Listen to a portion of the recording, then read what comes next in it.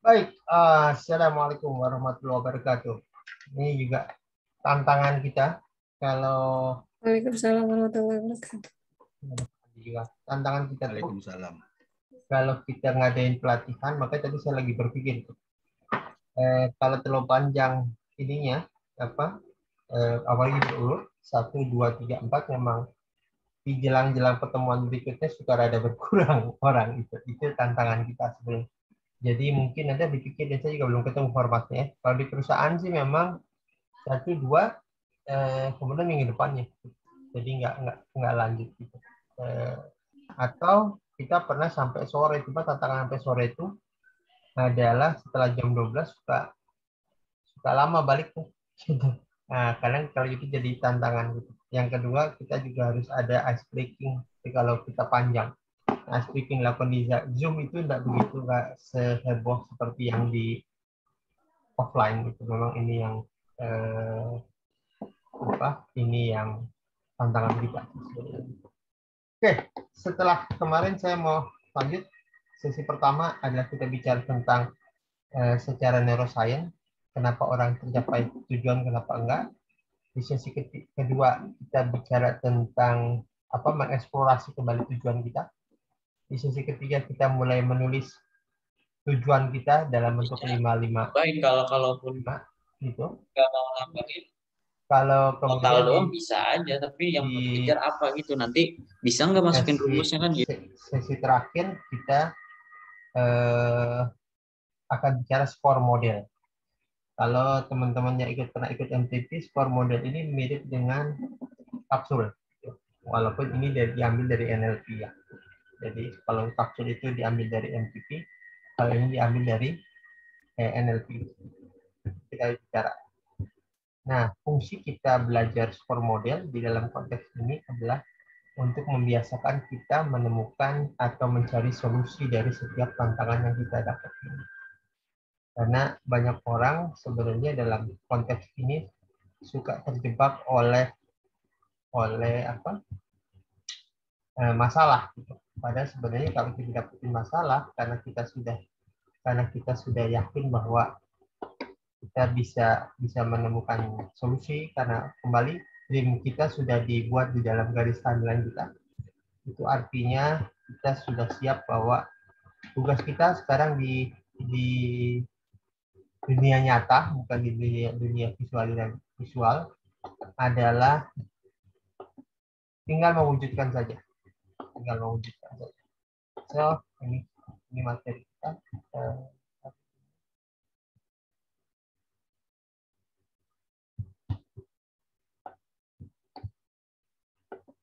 Oke, ini skor model.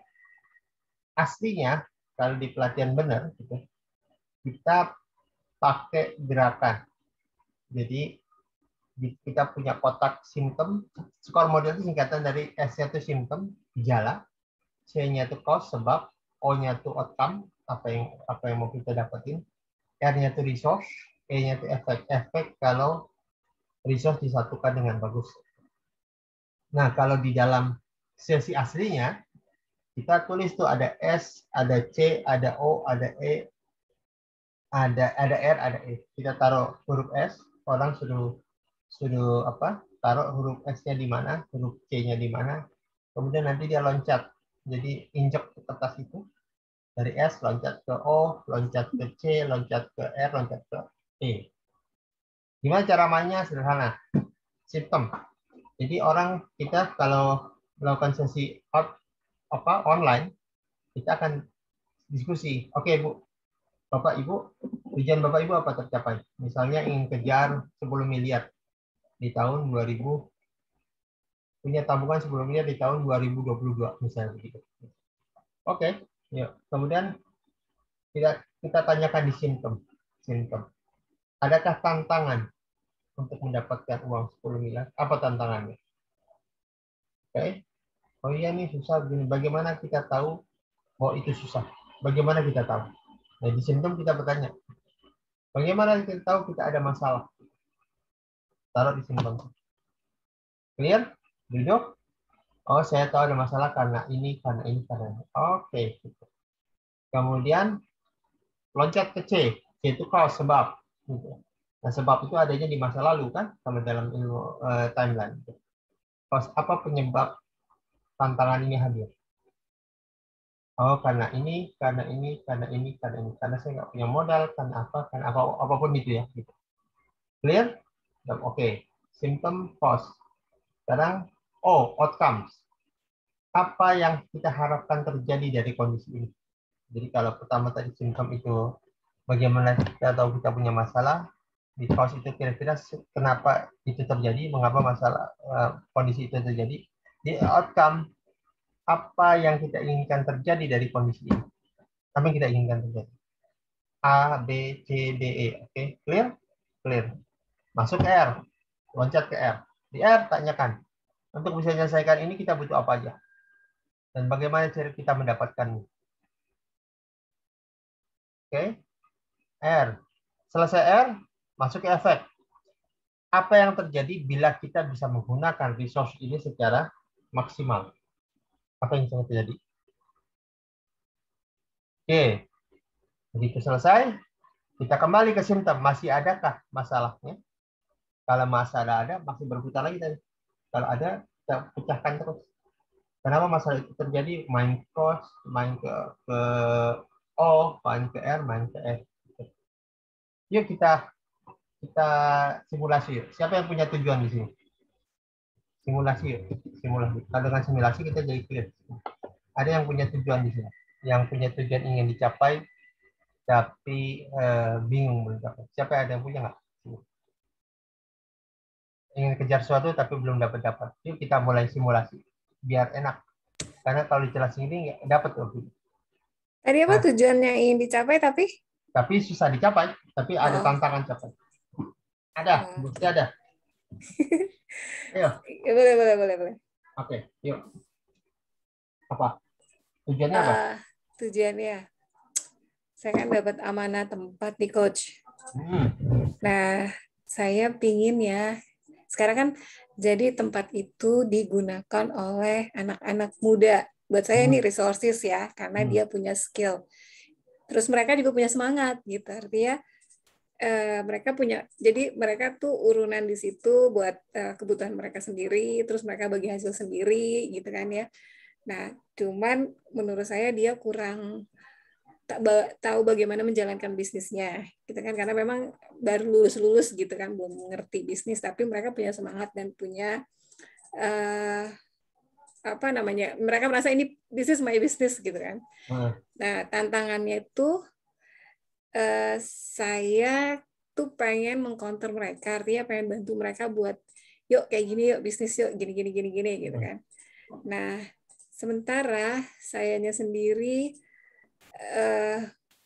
secara keilmuan ada ya, mungkin walaupun nggak banyak, tapi sebenarnya keberaniannya itu yang harusnya itu nggak masalah gitu. Padahal secara karakter sih saya berani gitu, tapi giliran mau melangkah justru malah ragu-ragu, maksudnya agak berat gitu.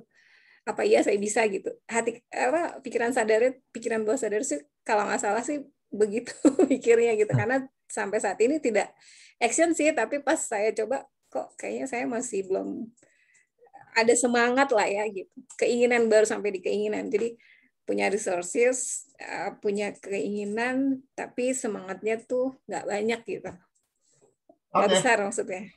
Yuk kita susuri. Sekarang kita simptom. Di simptom pertanyaannya, bagaimana ibu tahu ibu punya masalah? Bagaimana ibu tahu? Saya punya masalah. Punya tantangannya bagaimana ibu mengetahuinya? Oh ya, saya lihat mereka punya gini, angkringan kayak. Dari sisi ibu, bukan dari sisi mereka. Bagaimana ibu tahu ibu punya masalah? Punya tantangan? Iya, karena saya tidak gerak cepat gitu, nggak take action buru-buru. Cepat action buru-buru ya. Itu apa lagi?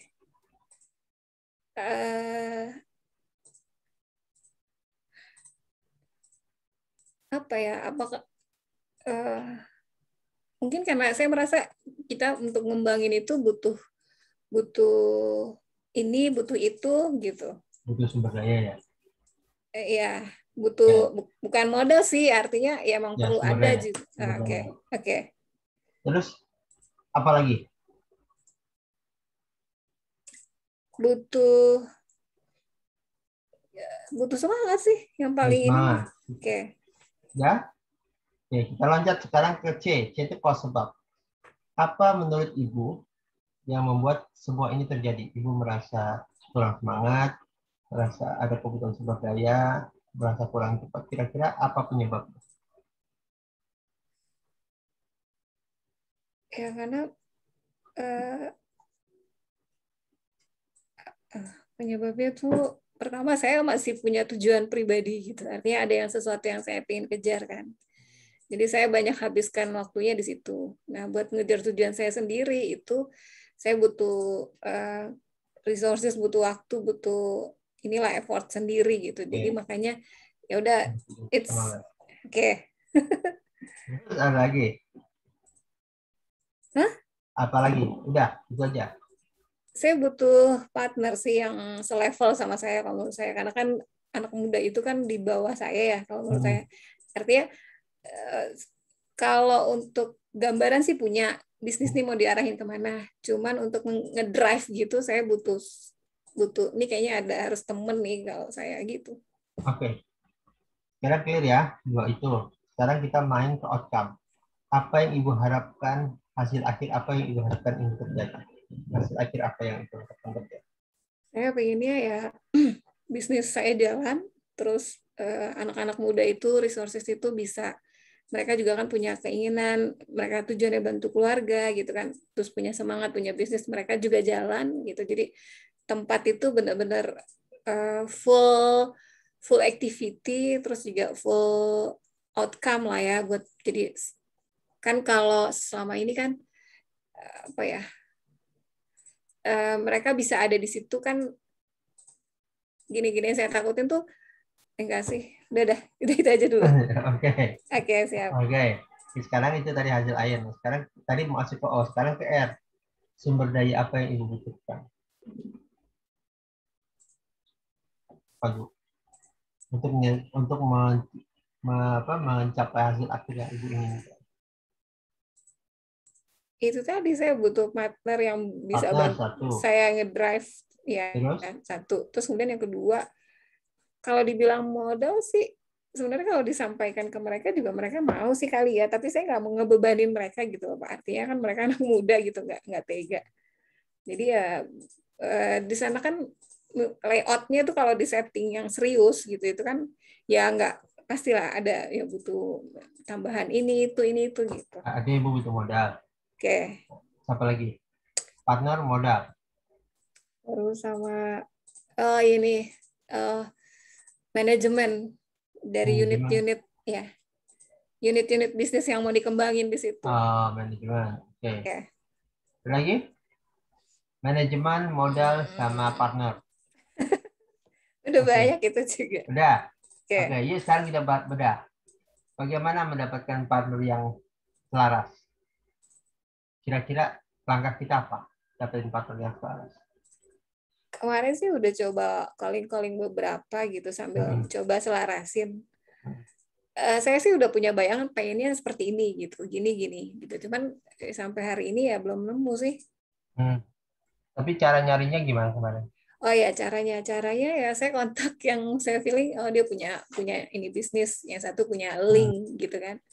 Cuma saya belum bisa narik mereka gitu. Yuk gabung di sini kan gitu. Saya mau selarasin dulu visi dan visinya sama nggak nih gitu. Sekarang apa yang diperlukan supaya mereka tertarik? Saya lihat mereka emang nggak tertarik ya, artinya oh ya, yang satu nggak tertarik karena sibuk kayaknya sih. Tapi secara support dia mau support, artinya dia menginikan rekomendasikan temannya untuk bantu saya gitu. Tapi kemarin udah ketemu, cuman kayaknya belum ada titik temu gitu. Terus kemudian yang satunya lagi memang lagi nggak mau bisnis gitu, walaupun dia punya ilmu bisnis gitu. Jadi belum dapet sih. Terus langkahnya untuk dapetin apa kira-kira? Kalau sementara sih ya saya jalanin goal saya dulu.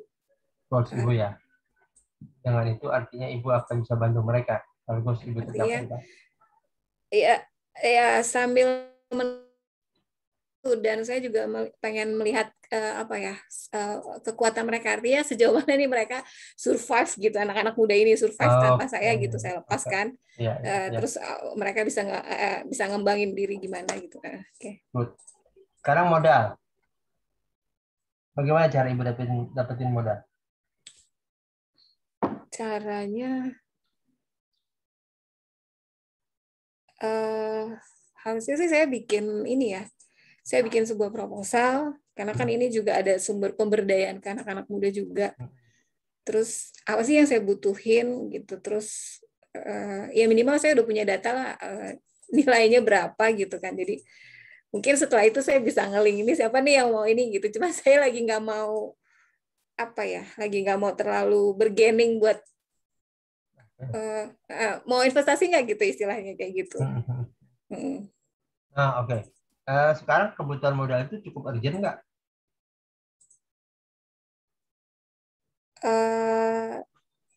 Kalau untuk jangka pendek sih enggak sih, karena kan semuanya udah running gitu, cuman tinggal manajemenin aja, udah nggak perlu modal ya turunnya. Oke, nah sekarang kembali ke manajemen itu unit bisnis. Apa yang perlu untuk menyelesaikan ini? Saya harus bikin bisnis model ya. Terus tantangannya di mana? Tantangan saya ini di fokus. Kemarin sempat sharing sama pebisnis, terus Bu Hesti harus fokus. Ini mau kembangin yang mana gitu, biar yang lain jadi supportnya, bukan jadi tujuan utamanya gitu. Jadi kan itu ada beberapa unit bisnis. Cuman saya masih bersikukuh. Saya punya bisnis, mereka punya bisnis, tapi ada satu kesatuan yang jadi saya pengennya gini nih, mereka punya manajemen sendiri, saya juga punya manajemen sendiri, tapi nanti ada satu kesatuan yang di sini runningnya bareng gitu. Jadi saya support ke mereka sih sebenarnya. Ngerti nggak ya? Ya. Oke, kita dapat nih, clear ya. Sekarang kita mau efek. Di efek kita tanyakan apa yang terjadi bila Ibu bisa menyatukan semua tadi. Bisa menyatukan, meyakinkan partner, kemudian tadi modal nggak terlalu perlu kan, jadi Ibu bisa manajemen diri dan manajemen anak-anak. Apa yang terjadi bila itu Ibu lakukan? Keren banget sih kalau menurut saya. Alhamdulillah sih sekarang juga lagi proses ya, kalau saya pikir saya lagi ada project juga. Jadi ini tuh nanti bakalannya tuh bisa gitu, cuman memang butuh waktu gitu. Makanya saya cooling down dulu deh, tapi kan tetap dipikirin gitu. Takutnya ini malah nggak bisa tidur kadang-kadang jadi. Kalau ini berhasil sih banyak sih ya, buat dia, buat saya, buat nextnya gitu. Clear. Nah sekarang kita kembali ke simptom.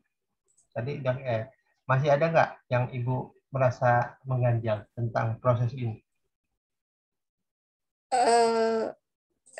Ya sebenarnya saya dalam kondisi menunggu gitu. Artinya saya udah di kepala sih, baru di kepala ya. Artinya yang tadi Pak dia udah disampaikan kan, ini udah punya kepikiran ini. Cuman dan saya juga masih ada yang dikerjain gitu jadinya. Oke, berarti saya menunggu, insya Allah ini ada titik, ada yang saya butuhkan nih datang gitu. Artinya masih ada ganjalan nggak? Kalau nggak ada ganjalan kita selesai. Iya sih. Kalau ada ganjalan kita muter lagi.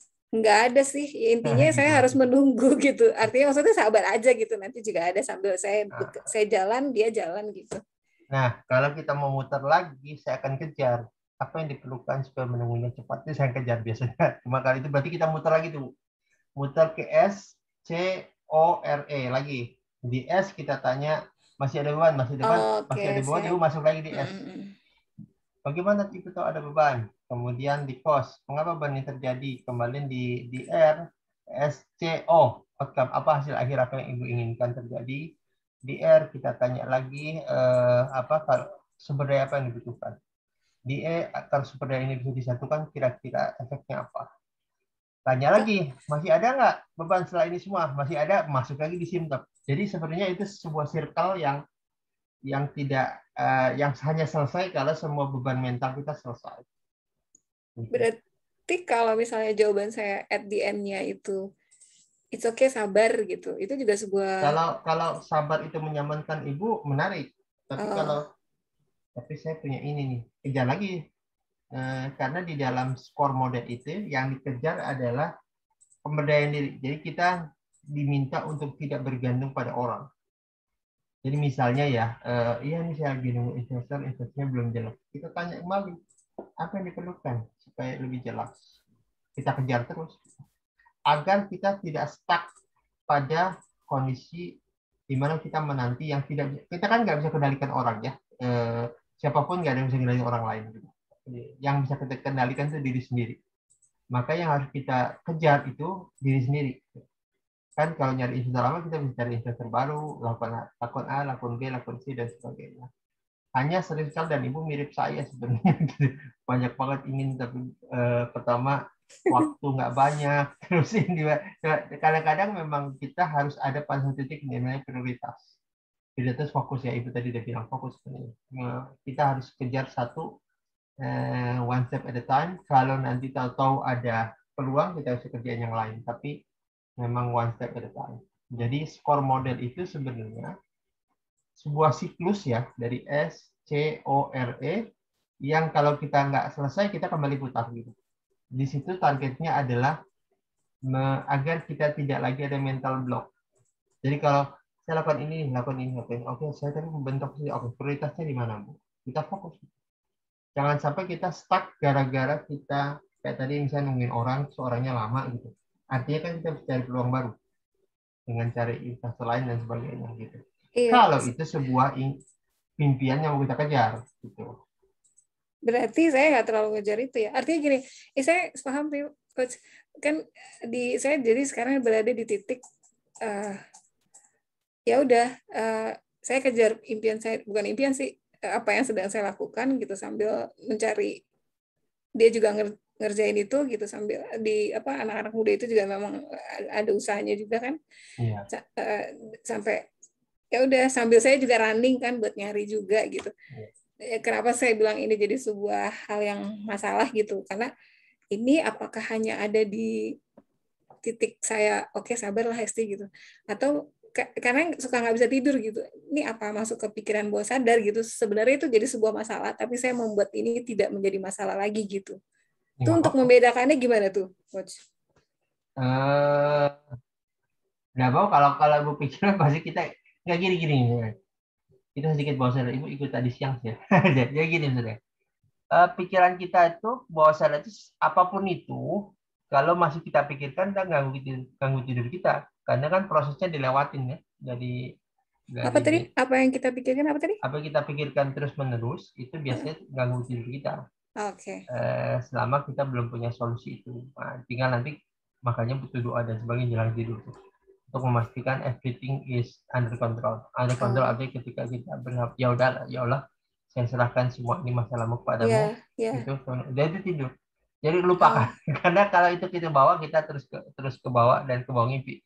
Tantangan tuh kalau orang tidurnya nggak nyenyak, mikirnya nggak benar gitu. Emang begitu hidup tuh kan. Kalau kita kan kualitas tidur kita itu menentukan kualitas hidup loh ya. Itu penting ya. Iya betul. Kalau berarti mungkin bukan itu kali ya, berarti ya masalahnya ya. Karena saya tidak merasa bagaimana kan. Ya. Karena tadi udah digali juga, it's okay gitu, udah ini sendiri kan. Berarti ada masalah yang lain ya. Untuk yang lain pahami di sesi ini kita jangan pernah mengarahkan. Jadi sebenarnya saya garansi saya pengen ngasih tahu ibu tadi. Cuma saya di sesi ini kalau nanti bimbing orang di skor model jangan pernah ngarahin, kita hanya kembali kepada dia. Menurut ibu bagusnya gimana? Kecuali sesinya lain, sesi lain. Jadi di sesi skor model kita jangan pernah ngarahin apapun.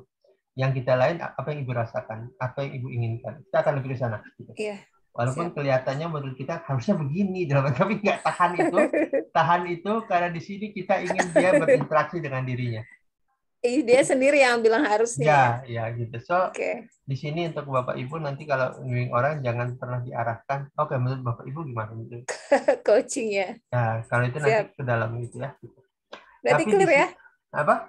Clear ya? Kenapa? Udah clear ya berarti ya? Ya, clear. Jadi kembali ke ibu. Kalau Siap. belum clear, ibu masuk ke simptom lagi. Jadi kalau jadi pokoknya kalau nanti masih ada beban nggak Bu? Masih ada beban, ayo diskusi lagi, muter lagi ke simptom lagi, ke C lagi, ke O lagi, ke R lagi, ke E lagi.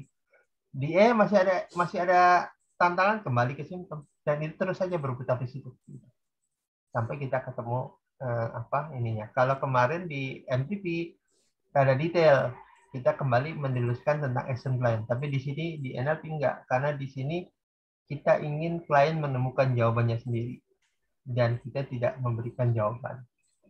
Ya, karena sebenarnya internal dia udah bisa jawab sih ya. Iya, gitu. Oke, siap. Karena dia sebenarnya tahu jawabannya. Oke. Oke, Thank you. clear ya. Bapak itu tadi kita lagi bahas ini. Kita lagi bahas tentang score model. Jadi saya muter ya di SOCE. Jadi aslinya sebenarnya muter. Kalau ini untuk menunjukkan garis waktu. Sebab itu rata-rata terjadi di masa lalu. Sebab sebuah masalah. Kemudian outcome itu berhubungan dengan masa depan. Itu maksudnya gitu. Dan di dalam sesi tadi kita muter dari S, C, O, R, E.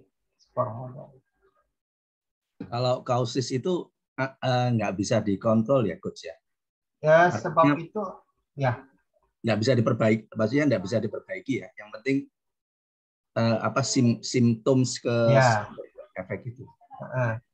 Kalau kita kalau Pak Andi orang sales, ya saya juga pernah begini. Jadi saya gitu, apa yang kamu rasain?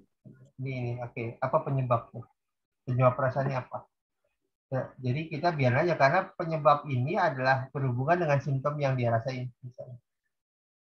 Nah, kemudian O-nya outcome. Dari sini, dari kondisi ini, hasil akhir apa yang ingin kita inginkan terjadi? Hasil akhir apa? Karena kawan itu ada yang salah nanya itu. Bagi saya jangan nanya begitu. Jadi ada orang ibunya meninggal, sedih gitu. Oh, kemudian apa yang kamu inginkan terjadi? Ya saya ingin ibu saya hidup lagi. Jadi susah gitu maksudnya gitu. Jadi pertanyaan yang benar ada, hasil akhir apa yang Anda harapkan terjadi dari kondisi ini. Nah, gitu. Dari kondisi ini, hasil akhir apa yang kita harapkan terjadi. Dari kondisi di mana ada simptom, ada cause. Oke. Kemudian ketika temu hasil akhir, kita bicara sumber daya apa yang dibutuhkan untuk mencapai hasil tersebut dan bagaimana cara kita mendapatkan sumber daya tersebut. Coach punten tanya, ini Ya. kan tadi kan dialognya berdua gitu kan ya, artinya ada yang bertanya, ada coachnya gitu. Kalau misalnya self talk gitu pakai buat Bisa. coaching sendiri bisa ya? Bisa. Polanya sama kayak gini ya? Sama, tetap ada. Oke. Sama. Ini memang awalnya bahkan untuk siapa? Oke, siap. Oke. Outcome bicara dengan hasil akhir, resource, sumber daya, dan bagaimana cara dapatkan resource. Karena begini Bapak Ibu, ya, ini kan bagian dari NLP, jadi saya tidak NLP sih. Orang NLP percaya bahwa manusia punya sumber daya yang dibutuhkan untuk mencapai apapun yang dia inginkan. Itu belief dia. Kalau Bu Hesti misalnya melakukan sesuatu, nggak punya modal, tapi Bu Hesti kenal dengan orang yang punya modal. Pertanyaannya bagaimana sih kita meyakinkan orang itu agar dia mau investasi di bidang kita. Itu misal contoh kayak gitu. Jadi dengan kata lain sebenarnya kita selalu punya tujuan untuk mengakses sumber daya apa yang kita butuhkan.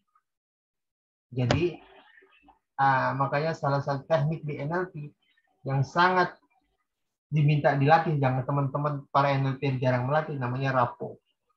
Rapport itu teknik untuk membangun keakraban. Itu dibahasnya kadang-kadang di pelatihan NLP juga cuma sedikit gitu. Kecuali kalau itu di luar. Karena dianggap orang kita tuh kalau belajar NLP selewatnya. Dia lupa rapport itu bagian dari pilar NLP. Pilar itu adalah bagian penting. Jadi dalam hidup ini bahkan orang yang punya kemampuan membangun keakraban dengan orang itu bisa mempunyai jaringan yang luar biasa. Itu beliefnya orang NLP. Makanya rapport diambil sebagai pilar utama. Dan hari ini pun saya masih belajar itu bagaimana membangun rapport. Rapport itu membangun keakraban. Kalau saya ketemu Pak Andi awal kali, Pak Andi gimana kabar? Gitu. Jadi kayak teman akrab sehingga kapan-kapan kita ketemu jadi lebih akrab gitu. Itu orang seperti itu bagi orang NLP hidupnya akan lebih berhasil gitu. Karena orang ini mudah mengakses sumber daya. Itu yang salah satu pilar ya. Pilar berikutnya adalah tentang sensor. Saya suka. Kenapa sensor? Sedikit ya cerita NLP ya. Kenapa sensor itu menjadi pilar NLP, sensory equity?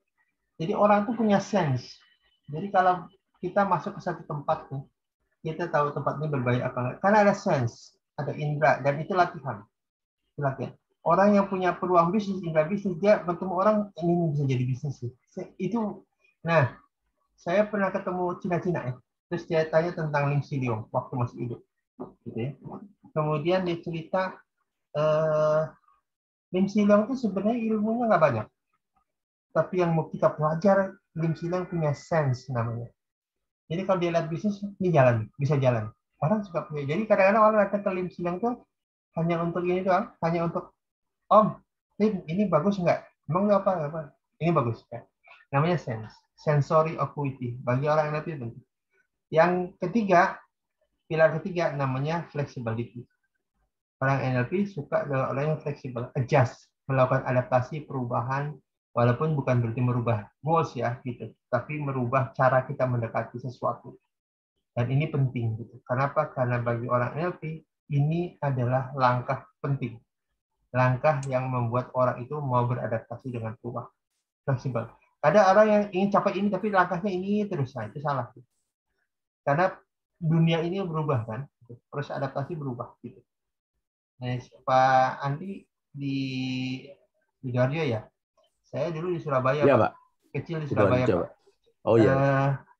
Tinggal di daerah Wijaya Kusuma. Itu dulu ada rumah Kajati, Kepala Kejaksaan Tinggi Jawa Timur. Rumahnya Mas Pion itu kecil. Mas Pion itu nggak berani ke sana gitu. Sekarang kemarin terasa ke sana, Mas Pion jauh lebih besar dibanding rumah Kajati. Saya ingin cerita perubahan itu terjadi. Jadi kadang-kadang kalau di Surabaya, oh itu Cina, ya biarin aja. Cuma saja bukan Cina apa bukan. Kita itu tidak beradaptasi pada perubahan. Makanya dalam NLP flexibility menjadi salah satu pegangan kita. Jadi be flexible karena disitulah kita bisa beradaptasi. Yang terakhir outcome. Outcome itu punya tujuan. Hidup itu kalau nggak punya tujuan, ya bangun pagi nggak ngerti mau ngapain. Kita ngapain harus bangun pagi nggak punya alasan untuk bangun pagi, itu orang itu. Jadi pilar ini sedikit keluar dalam ilmu neurolinguistic problem ada 4 pilar yang membuat orang itu sukses. Pertama tadi rapport, kemampuan membangun hubungan dengan orang lain. Yang kedua punya goals, outcome. Orang itu punya outcome, tujuan, clear tujuannya. Yang ketiga punya sensor, sense. Ini dilatih terus menerus karena orang-orang punya sense bisnis ini ngelihat apapun jadi. Ini kok dalam konteks bisnis, dalam konteks lain juga begitu sebenarnya. Yang terakhir fleksibel ya. Orang itu punya fleksibilitas dalam melihat sesuatu. Fleksibilitas itu bukan merubah tujuan ya, bukan goalsnya sekarang kita mau pergi ke Bandung misalnya Jakarta gitu. Bukan berarti ngerubah nanti jadi ke mana, enggak, tetap pergi ke Bandung. Cuma cara kita mencapai ke sana itu butuh adaptasi. Macet sini lewat sini, macet sini lewat sini gitu. Sama seperti halnya kita mau pergi kemanapun atau mau menuju manapun. Jadi itu yang mau kita lakuin, dan di dalam ilmu skor model sebenarnya itu dibawa gitu, terutama ketika berhubungan dengan resource atau sumber daya. Karena bisa jadi kita nggak punya sumber dayanya, tapi kita kenal dengan orang yang punya sumber daya tersebut. Maka tugas kita adalah bagaimana fleksibel mengejar sumber daya tersebut. Itu yang mau kita kejar. Clear ya? So, sebenarnya Bapak Ibu, kalau dengan low immune score model sebenarnya insinya adalah ngebedah mental. Kenapa sih kita nggak capai tujuan? Yuk, bedah yuk dengan score model. Simptom, outcome, dan sebagainya. Jadi, ada orang punya mimpi, kemudian berhenti karena ada 1-2 kerikil bahasa kita tuh. Kerikil tuh dianggap batu kali, padahal hambatannya hambatan kerikil. Harusnya itu tidak membuat kita berhenti. Harusnya itu membuat kita bergerak. Tapi sering sekali kita menganggap kerikil. Nah, kenapa bergerak? Karena secara mental kita anggap bahwa kita sudah tidak pantas mencapai tujuan tersebut. Jadi kembali ke yang awal kita buat dengan metode 55. Berarti poinnya nggak apa-apa belok kiri gitu, yang penting nggak berhenti, nggak masalah berarti gitu kan? Ya, gitu. Oke, siap. Karena gini Bu, sebenarnya kalau Ibu mau kejar, target bisnis saya 1 miliar tahun ini, atau Ibu nego jadi 900, besok dinego lagi, karena sekali dinego kita akan nego berkali-kali. Jadi kita tuh bukan berarti kita jadi goalsnya beradaptasi pada keadaan kita, tapi kita yang beradaptasi pada keadaan goalsnya. Tadi pagi kan saya diajak sebuah UKM, dia lagi mulai bisnis, cuma dia tanya sebenarnya, saya tuh pengen ini Pak, pengen tetapkan targetnya premium, maksudnya kelas atas. Tapi kita kalau nggak punya riset, saya bilang salah berpikirnya sebenarnya. Pikirkan targetmu dengan yakin gitu, karena ini masih milenial. Jangan lupakan dulu kalau di sini. Kemudian kita mulai beradaptasi terhadap tujuan yang kita akan capai. Karena sering sekali kita membuat tujuan beradaptasi dengan kondisi kita. Itu tantangan. Karena kita akan fokus ke hal yang bisa kita capai dengan persepsi kita. Itu yang kita nggak mungkin kembali tentang mengerti dan dipaksa mengerti ya. Tetapkan target sesuai yang kita inginkan. Jangan ngikutin apa yang kita lakukan atau kita dapatkan di masa lalu. Gitu.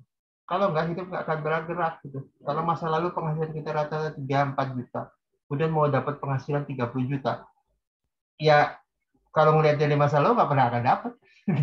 Tapi untuk dapat 30 juta, saya jadi orang seperti apa? Disitulah kita beradaptasi pada tujuan kita. Bukan tujuan yang menyesuaikan kondisi kita. Gitu. Dan ini selalu kita, termasuk diri saya juga dengan teman-teman di Joka, kita pengennya besar. Tinggal gimana caranya supaya besar. Artinya kalau itu belum tercapai, belum dikatakan berhasil. Gitu. Itu challenge kita semua. Clear ya? Kalau ada pertanyaan boleh diajukan.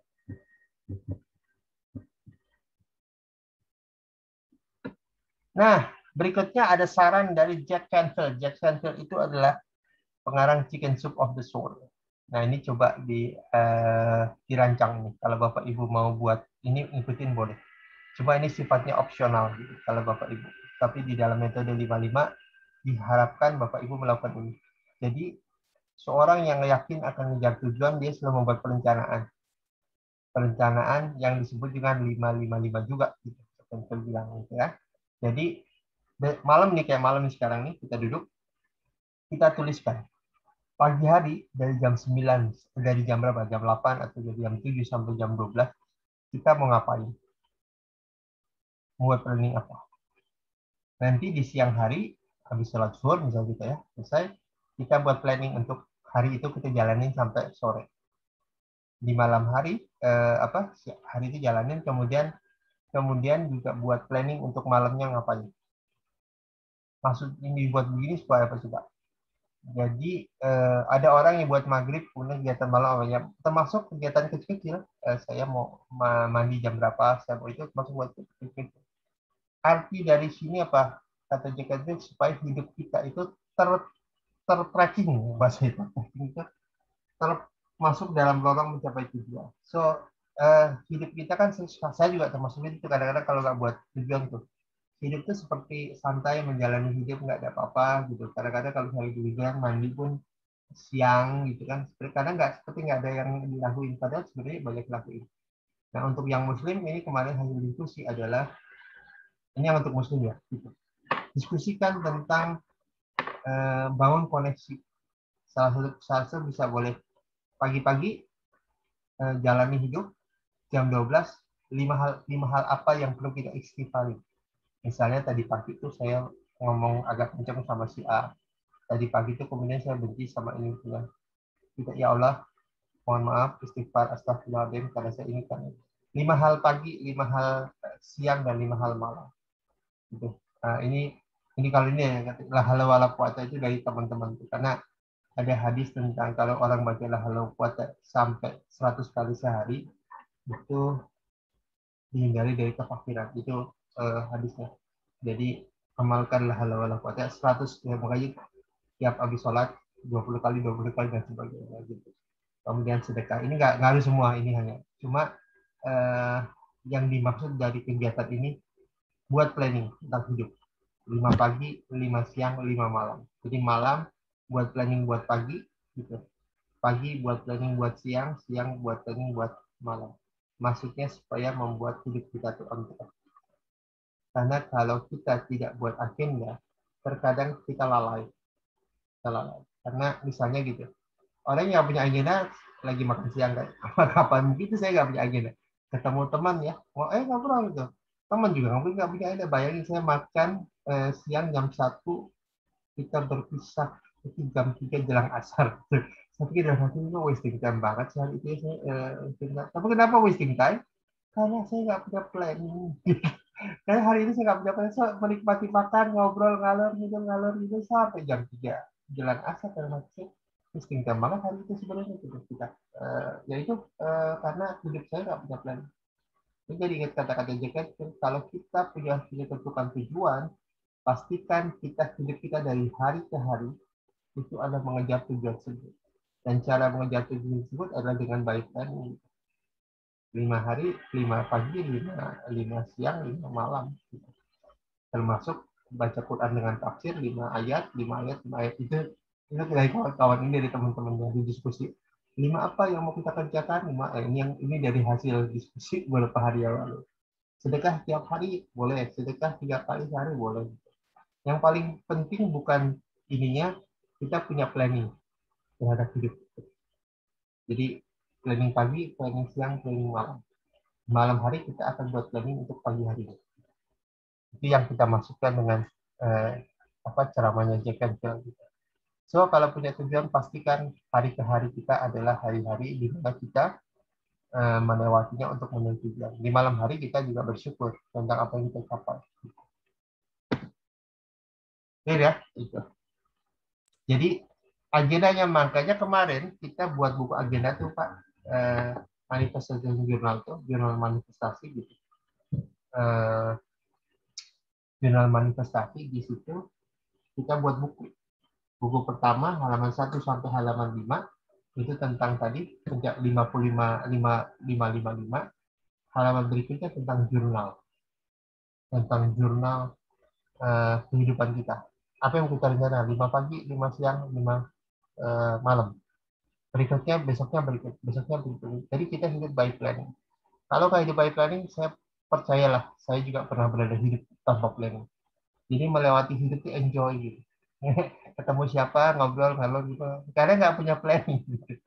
Itu yang jadi tantangan hidup. Jadi pastikan kita punya planning. Jadi, ngobrol sebentar, jam. Jadi kita bisa ukur gitu. Sejauh mana tujuan kita dengan kita getnya sejauh mana, dan situ kita tutup tiap hari. Oke.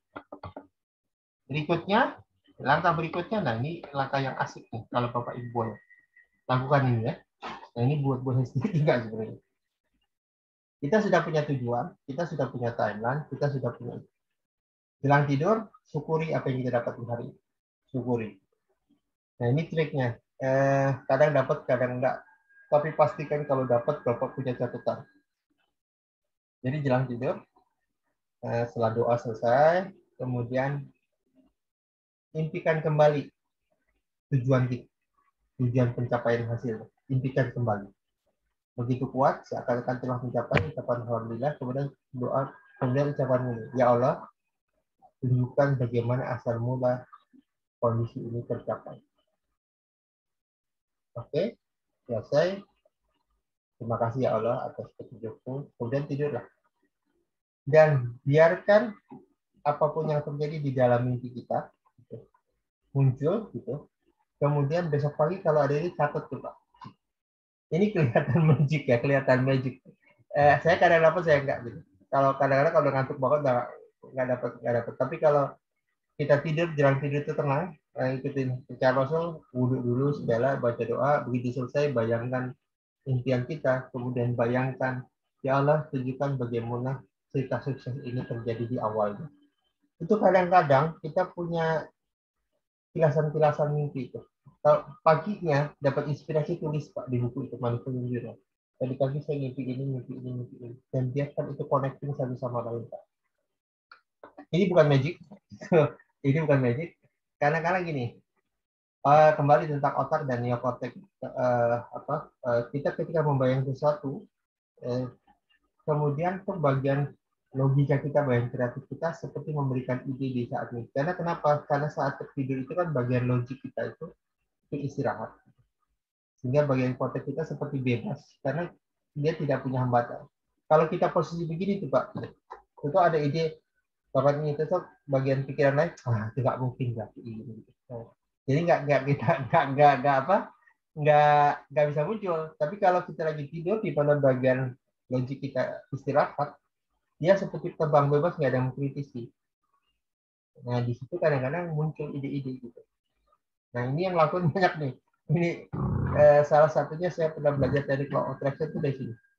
Salah satu ini teknik sleeping technique namanya.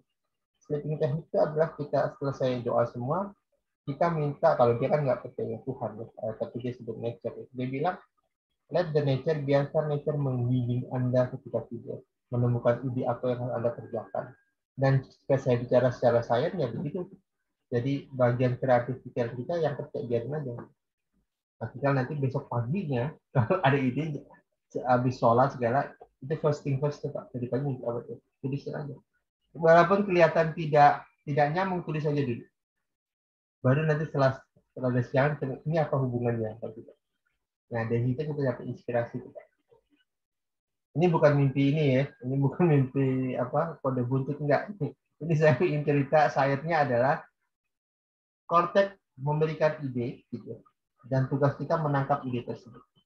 Dan kita tinggal jalani. Itu namanya sleeping technique ya.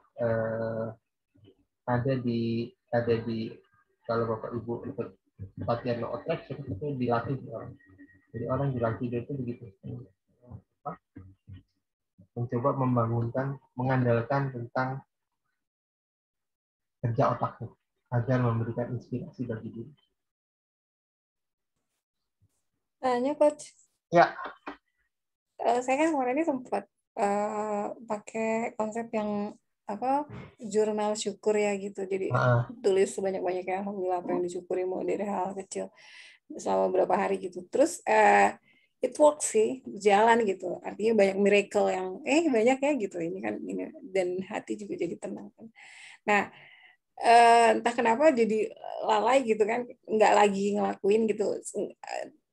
Cuman nggak usah ditulis, dipikirin aja gitu, dan ternyata kan beda gitu hasilnya gitu. Kenapa ya?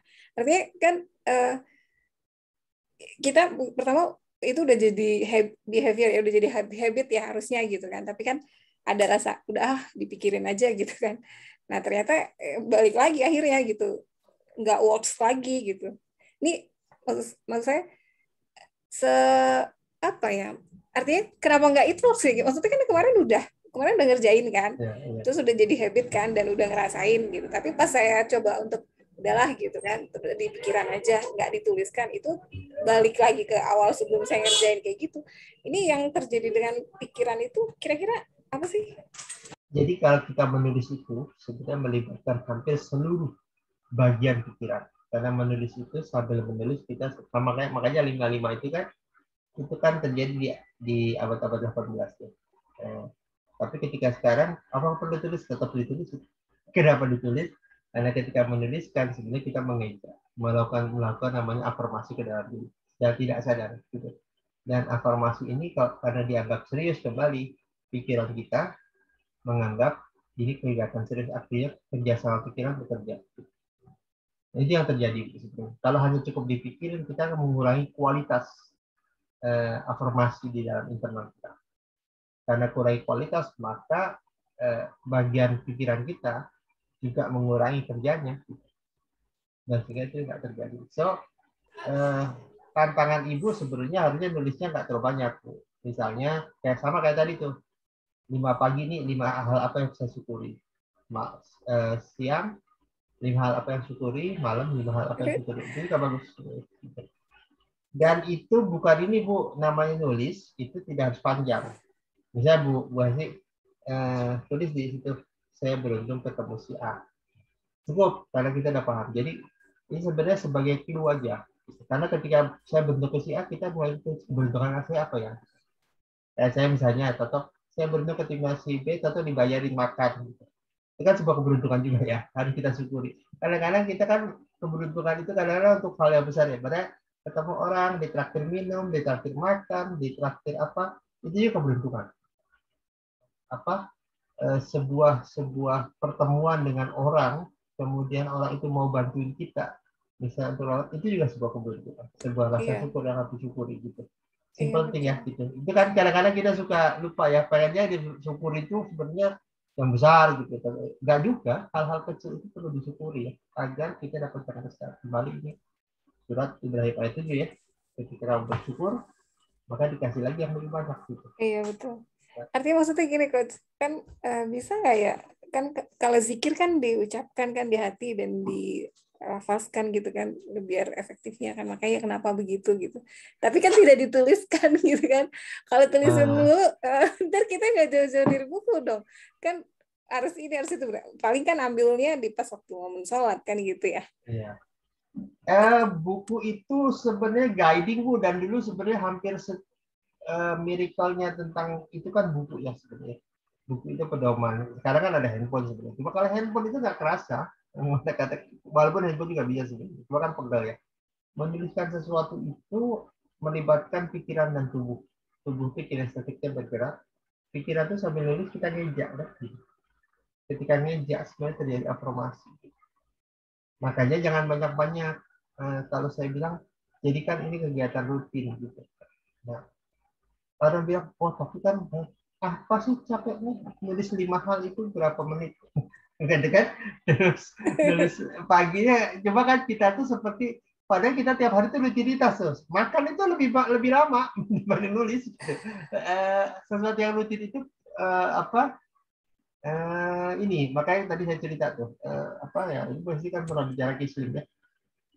Saya pernah baca, saya lihat lagi tuh apa ceramahnya si Paul McKenna itu yang pakar slimming melalui hipnosis, dia bilang orang yang makannya khusyuk itu makannya nggak banyak kalau dia Iya, menikmati makan gitu, kecuali iya, makannya nggak ngobrol.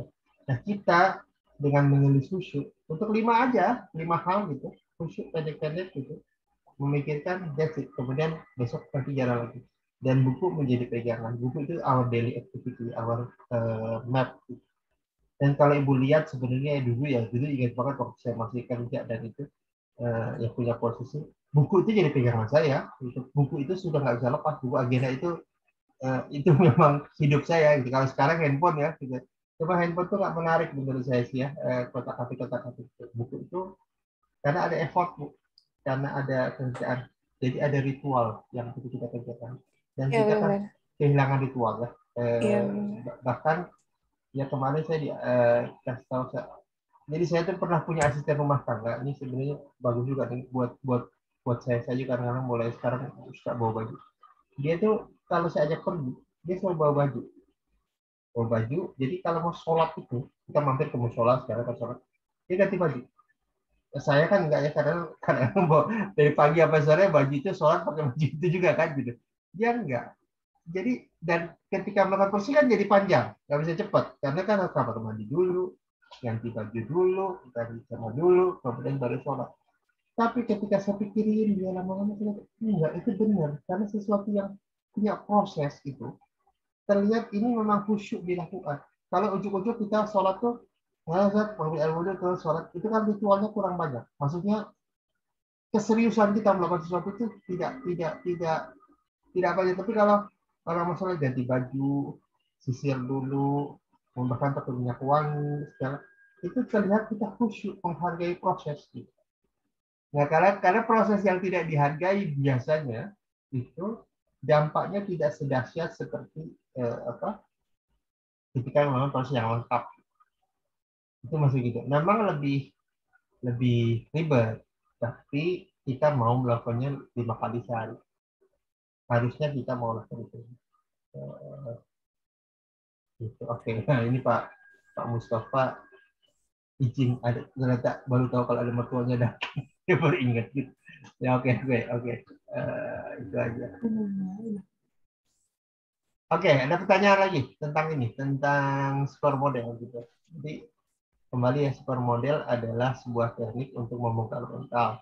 Kemudian kita gunakan sleeping teknik. Sleeping teknik yang pertama adalah supermodel, yang kedua adalah tadi buatin agenda, yang ketiga sleeping teknik. Sleeping teknik tadi mengandalkan pikiran untuk menemukan ide saat kita tidur.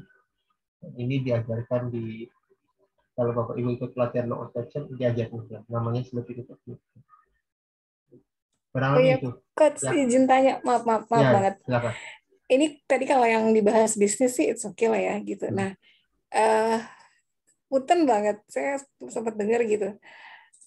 Ini kan modelnya tuh mengorek yang lalu gitu, yang pas kan gitu ya. Nah, kalau misalnya itu adalah luka hati atau luka batin lah gitu misalnya. Kan yang harusnya kita itu, ini saya ngomong karena saya dengerin dari psikologi ya. Artinya kalau ini kan dia tuh ngorek ke belakang gitu. Nah, harusnya kita kan udah lupakan yang kemarin, meaningful di hari ini, dan lihat fiturnya gitu. Jadi yang kemarin-kemarin tuh ya udah nggak usah dikorek-korek lagi, nanti malah inget lagi gitu. Nah itu gimana tuh ininya? Di hari kedua, Ibu udah lihat videonya belum? Hari kedua ada teknik membersihkan jalan. Jadi kita bersihin dulu jalannya, gitu. Baru kita melangkah ke proses ini. Makanya itu di tadi hari kedua. Karena kalau nggak kita koneksi. Ya kembali sedikit ngebahas yang hari kedua. Masa depan kita itu penuh perjalanan, penuh rencana. Nah, seringkali tindakan-tindakan masa depan kita itu tersabotase oleh apa yang ada di belakang. Makanya di dalam teknik coaching kita fokus ke depan, tapi di dalam teknik coaching ada juga suatu tantangan yang sebenarnya mengharuskan dia menggunakan teknik lain untuk membangun menyelesaikan. Kalau enggak, kliennya suruh pergi ke tempat terapis tertentu. Kenapa? Misalnya orang ini pernah, ya saya pernah ceritain ya, orang ini pernah sakit hati ketika prospecting sales gitu. Kemudian ke depan dia harus banyak bertemu orang gitu. Dia ketakutan masa lalu jadi momok untuk dia menghentikan prosesnya ya gitu. Saya ingat ada Mbak Isa Kumalasari itu. Waktu dia 10 tahun yang lalu, 10 tahun yang lalu bisa ketemu. Dan ada 2012, 2014 ketemu dia. Dia itu adalah praktisi timeline. Bahkan dia representatif, walaupun sekarang di Malaysia dia representasi dari teknik timeline untuk Asia. Di tahun berapa tuh dia? Diperkosa di taksi. Yang menarik adalah dia selesaikan itu dengan teknik timeline dan sebagainya. Yang menarik kata dia, kalau saya nggak selesaikan ini, saya akan banyak presentasi dan banyak presentasi laki-laki di depan saya. Nanti kebencian saya akan merusak tujuan saya depan. Maka dia bersihkan di jalan dengan timeline. Jadi sama dengan kita juga. Kadang-kadang dalam perjalanan itu ada hal-hal yang membuat kita tergadai atau terbatasi oleh peristiwa masa lalu. Itu harus dibersihkan. Orang-orang yang misalnya orang yang nggak hanya bisnis, banyak hal. Tapi kalau misalnya orang yang trauma pernah ditipu orang, gitu, dia akan sangat merasa deg-degan kalau harus bermitra lagi, karena pengalaman masa lalu muncul. Gitu. Akibatnya kalau dia nggak merapikan, dia akan kehilangan banyak hal. Gitu. Saya baru tadi aja ada orang nanya gimana bangun bisnis kalau nggak punya modal. Sederhana, orang-orang di luar negeri itu adalah dari mulai Steve Jobs sampai Donald Trump, gitu, nggak pernah bangun pakai modal sendiri. Nggak ada cerita. Orang itu ngajak investor. Semua pun begitu. Tinggal tantangannya adalah dia punya keberanian nggak menawarkan para investor. Di situ dia harus belajar teknik presentasi dan sebagainya. Kalau dia trauma dengan kegiatan ini, selesailah terus kita. Dia harus selesaikan masa lalu agar masa depannya cemerlang. Oke, itu kurang lebih materi kita. Ada pertanyaan? Bapak Ibu nanti habis ini Pak Yogi nggak hadir. Pak Yogi mungkin nanti akan gabungkan kita di grup trainer, di grup trainer beberapa ada yang punya pengalaman. Kita nanti belajar teknik delivery, tapi melalui WA, ya, teknik melatih vokal, teknik mendalami subject mastery, teknik showmanship, namanya showmanship artinya teknik komunikasi seperti apa, termasuk hadir di mana di Zoom, karena hadir di Zoom ini saat ini jadi materi tersendiri, delivery through Zoom. Kenapa? Karena banyak orang gagap gitu, melalui teknik Zoom gitu. Apalagi karena ada orang juga nggak ini kamera. Gue sendiri pernah di Udemy ya tuh. Awal-awal juga cukup di kamera teman-teman yang biasa ngisi training aja, begitu disorot itu lumayan gagap juga. Gitu awal-awal ya, tapi gue sih kayak enggak ya. Cukup lumayan gitu di Udemy. Jadi belajar kayak gini nih, ngelihat lewat layar itu untuk sebagian orang cukup challenging gitu. Karena Siapa ngobrol bilang? Ya, gini, lumayan Pak. gue disorot ya. Mari gini, ini nih pengalaman ya, maksud saya ini bagus gitu, hal bagus. Saya tuh waktu itu ada kameramen ya. Nah, kebetulan dia menggantikan yang biasa di Udemy-nya gitu. Nah, terus dia sutradara, terus dia tahu saya gugup banget, dan dia bilang, ibu kalau ibu salah, ibu nggak harus balik lagi dan merasa ibu salah, lanjutin aja, dia bilang kayak gitu ya. Artinya itu supported banget gitu di saat saya lagi kayak gimana gitu. Nah, giliran dia hilang kan dia cuma menggantikan kan ya. Kayak, oh iya, ini di mana gitu kan. Maksudnya ada yang dikoreksi kan, jadi dan itu bisa support saya. Maksudnya gini, ternyata seseorang di depan kamera itu perlu gitu kasih masukan ke ini gimana ininya gitu sih. Ya, itu main kamera. Dan sebenarnya banyak yang salah juga. Saya kan lihatin sebenarnya jadi kan ada dimasukin karena nggak biasa juga kita ngisi sambil disorot kamera gitu. Teman-teman nanti mudah-mudahan di kontrak kedua, kontrak ini udah bukan selesai, yang punya materi bisa, kita punya sedikit keluar ya, kita punya kerjasama dengan Udemy, salah satu e-learning dari Amerika yang menyusun konsep-konsep, karena e-learning dari Amerika dia butuh konten bahasa Indonesia gitu. Cuma materinya materi yang memang berhubungan dengan kinerja perusahaan gitu. Kalau yang mau ikutan boleh, karena nanti itu programnya mau dijual ke masyarakat, nanti kita bagi hasil dari situ. Jadi teman-teman tinggal, Bapak Ibu nanti tinggal datang di PH-nya. PH-nya sekarang yang di Bu Esi udah pernah tuh. PH-nya kan yang di tempat ya, bukan lagi yang di Sitos gitu. Itu direkam di sana gitu.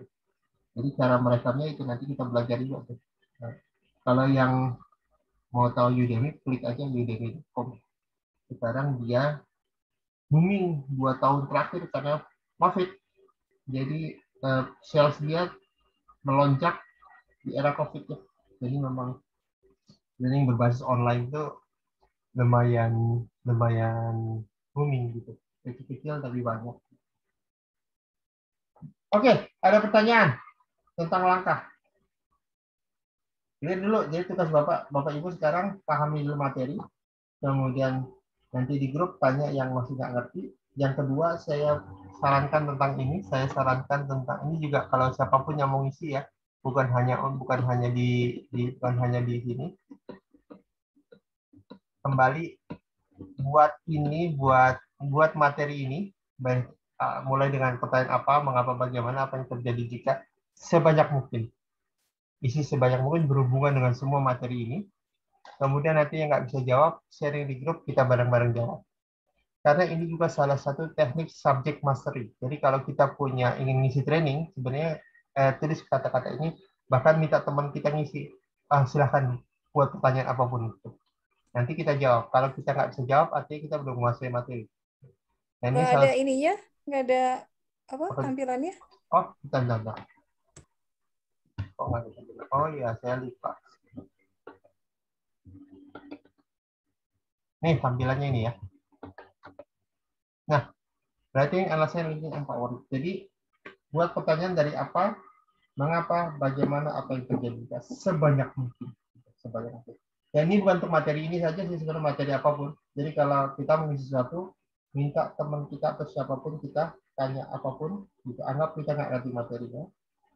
Setelah diisi, baru kita jawab. Kalau ada yang nggak ngerti, kita harus cari jawaban.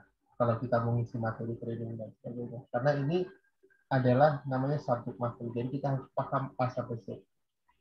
Nah, namanya pelatih trainer ya harus paham materinya. Gitu. Baru setelah itu kita bicara tentang delivery-nya. Tapi materi udah harus jadi hal utama untuk bisa selesaikan. Beda. Nah, teman-teman, Bapak Ibu semua nanti tinggal buat ini. Nanti kemudian kita masuk di grup. Silahkan yang nggak ngerti jawabannya tinggal tanya yang tentang metode dinamika. Sambil kita nanti melatih teknik vokal, melatih teknik body language. Gitu. Body language itu sangat penting gitu, karena di dalam pelatihan body language itu bahkan ada orang ngisi training nggak bagus tapi body language-nya bagus, orang tertarik.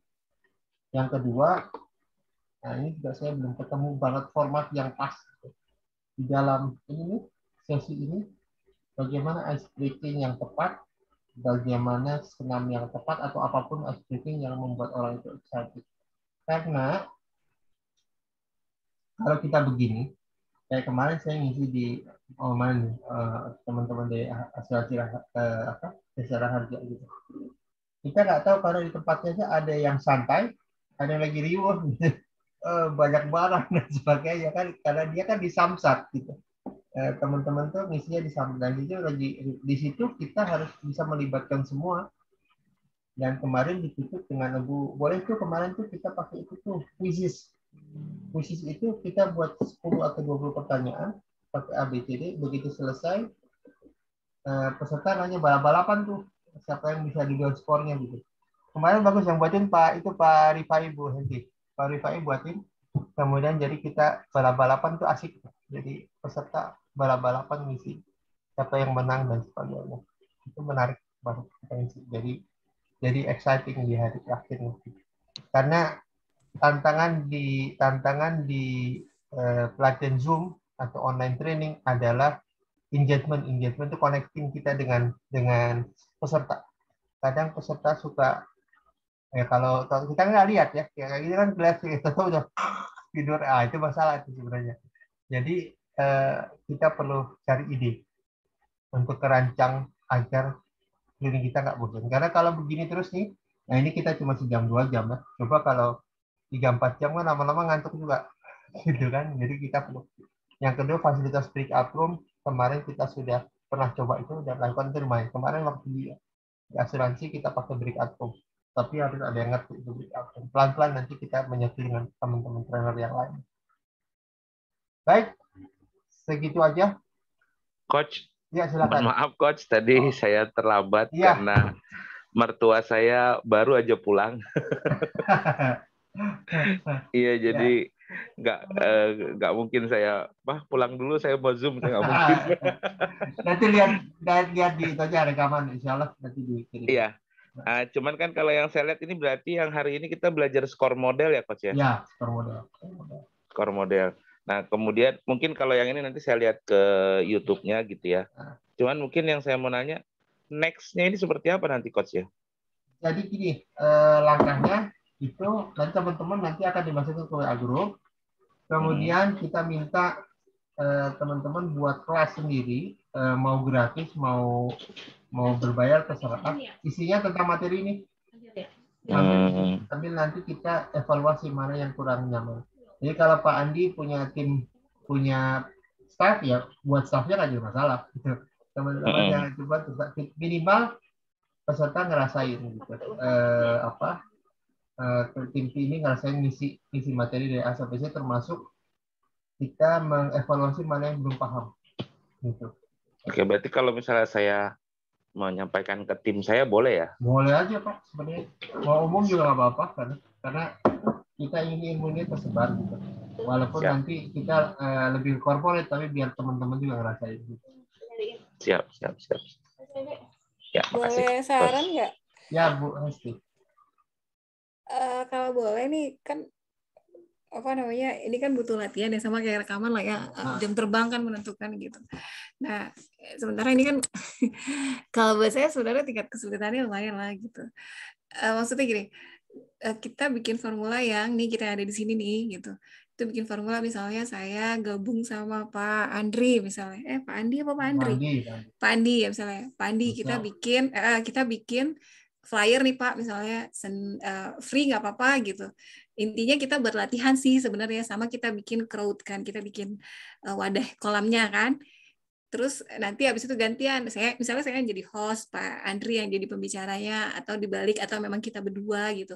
Terus atau nanti gantian Pak Said sama saya, atau nanti Pak Said sama Pak Andri gitu. Jadi intinya kita sebelum berbayar, sebelum profesional gitu, kita juga udah latihan nih, udah di luar kepala gitu. Jadi giliran delivery-nya itu enak gitu, karena kan kita baru belajar banget nih.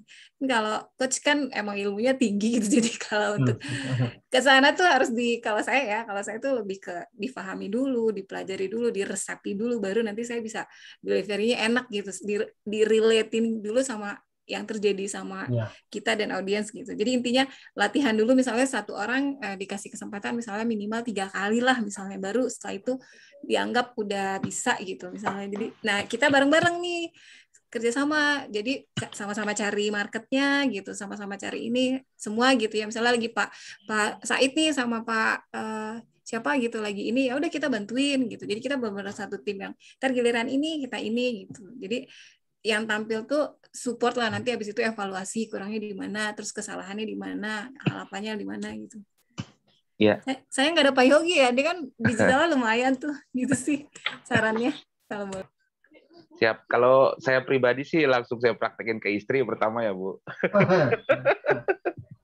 Jadi, gitu ya. Iya, semalam juga habis selesai materi itu, kemudian Semangat diskusi sama ya. istri sampai jam 11 malam tuh gitu. Terus kemudian kalau saya pribadi sekarang kan saya memang fasilitator Kominfo ya untuk program aktif selling digital. Jadi kalau tadi dibicara kolom, kalau saat ini saya sedang mendampingi 600 orang UKM di Kota Depok. Kemudian kalau di Jabodetabek sendiri itu total ada 5.000 UKM. Nah mungkin kalau misalnya teman-teman mau kayak tadi tuh, misalnya mau ngadain acara pelatihan gratis, yang penting ilmunya coba diaplikasikan. Iya betul. Nah itu bisa Bu, nanti saya masukin ke link saya, mereka gratis. Tujuh, biasanya saya kalau Zoom itu yang hadir itu kemarin ya, itu antara 300 sampai 600 orang. Wih, kemarin keren. tuh. Iya. Mantap Pak Said. Saya biasanya dipanggil Pak Mustafa, Pak. Iya, Pak Mustafa. Oke. Iya. Jadi kalau memang mau ada kayak gitu, boleh nanti kalau ada flyernya, kapan mau adain, kita bareng-bareng aja. Misalnya hari pertama siapa yang isi materi, nanti hari kedua siapa, hari ketiga siapa. Nah kalau saya biasanya coach di antara sela-sela materi itu, karena kebetulan saya memang sering ngisi bisnis coaching ya, saya sampaikan juga tips dan triks untuk dapat omset di saat pandemi ini gitu. Nah itu biasanya jadi magnet tuh buat orang untuk ikut masuk ke acara itu. Nah kalau break-nya biasanya kita ice breaking-nya kan beda ya kalau offline sama online. Kalau online saya seringnya kalau ice breaking-nya itu pakai video lucu, kemudian pakai lagu-lagu yang sesuai dengan target market. Saya kalau target marketnya pensiunan, saya setel lagu Iwan Fals, terus Hetty Koes Endang kayak gitu. Nah mereka nanti nyanyi bareng-bareng tuh untuk ice break-nya. Atau ada juga gimmick. Jadi nanti kita di kolom chat siapa yang bertanya, nanti yang di akhir sesi yang pertanyaannya paling bagus dan kita ulas, dia nanti dapat souvenir dari kita. Biasanya souvenirnya itu gantungan kunci kayak gitu, Coach. Ya udah, nanti gini aja. Ini kan materi 4 sesi. Sebenarnya kalau kita susun bagus sih, sebenarnya bisa 2 hari full day. Cuma nanti kan teman-teman gantian ngisinya di mana. Terserah mau dibuat kayak gini nih, dibuat harian atau dibuat dari pagi sampai sore 2 hari full day. Itu bisa juga. Nanti tinggal gantian ngisinya apa. Cuma itu untuk melakukan itu butuh perencanaan ice breaking, terutama siangnya gitu ya. Itu nanti tinggal kita diskusi di grup aja. Nyamannya yang mana gitu untuk kerjaan ini. Punten, kalau misalnya UKM, punten di Pak Said, Pak Mustafa. Saya pernah lihat Pak Mustafa ya. Oh, pernah ya, iya. Ya, kalau misalnya untuk seharian sih kan mereka kan produksi kan gitu. Ini memberatkan ya. Paling misalnya punten ya coach ya. Misalnya kita ambil ini ilmu coach kan ini. Nah, kita visualisasikan dengan bahasanya kita misalnya, tapi sama sih poinnya gitu. Nah, tapi dikit-dikitin, jadi nggak harus full kayak gitu. Ini misalnya tema ini diambil sedikit, ajarin, responnya kita jadi ngerasain kan. Tema ini diambil sedikit, jadi nggak full kayak gitu kan. Jadi mereka juga nerimanya, UKM juga nerimanya enak gitu. Kalau langsung jeruk kayak gini kan, ini perlu panjang sih untuk bisa sampai maksud dan tujuan. Oh, ini maksudnya gitu kan. Kadang baru nemunya tuh nanti gitu. Ya, waktu memang sangat penting, Bu. Jadi kan kalau misalnya target market kita UKM, berarti kita itu ngadain acaranya itu setelah jam 2 itu baiknya, Bu. Karena biasanya mereka kalau pagi itu masih produksi. Sorry, kalau pagi itu biasanya yang ibu-ibunya itu masih bantu anaknya online. Siangnya mereka produksi, nah sore itu mereka punya waktu yang kosong. Gitu. Jadi kalau kemarin itu saya kalau ngasih materi itu dari jam 3:30 sampai jam 6 biasanya. Ya. Itu bisa benar Bu sih, nanti kita bagi aja Bu. Mau dibagi buat jadi 4 sesi bisa, mau jadi 2 sesi berapa. Nanti tinggal diatur aja. Siap, saya ikut aja. Pokoknya saya bagian mancing aja lah. Oke. Saya rasa itu dulu ya buat teman-teman. Saya mudah-mudahan nanti kita diskusi lebih dalam. Semoga yang kita pelajari hari ini bawa berkah kita dan kita bisa berbagi juga dengan orang lain juga berbagi. Amin. Amin. Amin. Dengan kafarat majelis, karena kalau mau kita. Assalamualaikum warahmatullahi wabarakatuh. Waalaikumsalam warahmatullahi wabarakatuh. Oke, saya tutup ya. Terima kasih, Coach.